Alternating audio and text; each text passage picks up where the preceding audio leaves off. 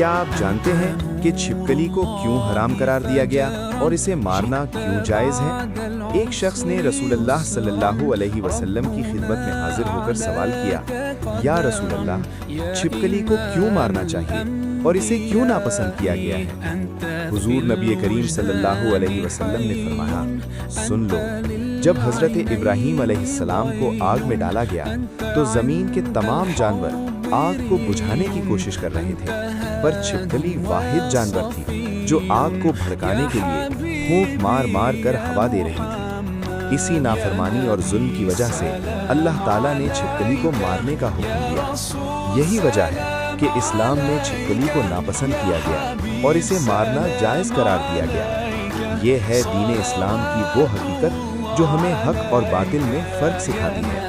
सदका रसूलुल्लाह सल्लल्लाहु अलैहि वसल्लम।